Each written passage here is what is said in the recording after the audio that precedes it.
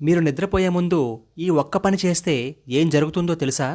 ఒక చిన్న గ్రామంలో మాధవుడు అనే యువకుడు ఉండేవాడు. అతను చాలా కష్టపడేవాడు. కానీ అతని జీవితంలో ప్రశాంతత ఉండేది కాదు. కోపం, బాధ, భయం ప్రతి రాత్రి అతన్ని వెంటాడుతూ ఉండేవి. ఒకరోజు అతనికి అడవిలో ఒక వృద్ధ ఋషి కనిపించాడు. అప్పుడా మాధవుడు తన బాధలన్నీ చెప్పుకున్నాడు. అప్పుడా మహర్షి చిరునవ్వుతో ఇలా అన్నాడు: ఈ రోజు నుంచి నువ్వు నిద్రపోయే ముందు ఒక పని చేయు. ఈ రోజు నిన్ను బాధపెట్టిన వారిని మనస్ఫూర్తిగా క్షమించు. నువ్వు చేసిన తప్పులకు ఆ భగవంతుడిని మనస్ఫూర్తిగా క్షమాపణ వేడుకో. ఆ తర్వాత కృతజ్ఞతతో ఆయన నామాన్ని జపిస్తూ నిద్రపో అని చెప్తాడు. ఆ మాటలు విన్న మాధవుడు ఆశ్చర్యపోతూ, ఇంత చిన్న పని చేస్తే నా జీవితం మారిపోతుందా అని అడుగుతాడు. అప్పుడా మహర్షి చిన్న చిరునవ్వు నవ్వి, మారేది ప్రపంచం కాదు, నీ మనస్సు అని చెప్పి వెళ్ళిపోతాడు.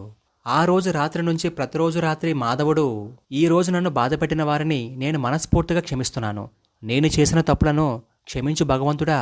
నాకు లభించిన ఈ జీవితానికి ఎంతో ధన్యవాదాలు భగవంతుడా అని ప్రార్థిస్తూ నిద్రపోయేవాడు. అలా కొన్ని రోజుల తరువాత అతని కోపం తగ్గింది, భయం తగ్గింది, మనసుకు ప్రశాంతత వచ్చింది. ఒకరోజు రాత్రి అతని కలలో ఒక దివ్యమైన కాంతి కనిపించి, ఆ కాంతిలో ఒక స్వరం వినిపించింది: నిద్రకు ముందు మనస్సుని శుభ్రం చేసుకున్నవాడు కొత్త రోజును ప్రశాంతంగా ప్రారంభిస్తాడని. ఉదయాన్నే లేచిన మాధవుడు తన జీవితం నిజంగానే మారిపోయిందని గ్రహించాడు. ఆ తరువాత గ్రామంలో అందరికీ ఇదే అలవాటుని నేర్పించాడు.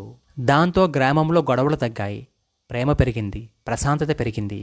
నిద్రపోయే ముందు కృతజ్ఞత, క్షమాభావం, భగవన్నామస్మరణతో ఆ రోజును ముగించడం మనసుకు శాంతి ఇవ్వగల మంచి అలవాటు. ఇది ప్రతి ఒక్కరికి ఒకే రకమైన ఫలితాన్ని ఇస్తుందని కాదు, కానీ జీవితంలో సానుకూలమైన మార్పుకు మాత్రం దోహదపడుతుంది. మరి మీరేమంటారు? అవునంటారా, కాదంటారా? మీ అభిప్రాయాన్ని కామెంట్లో తెలియజేయండి.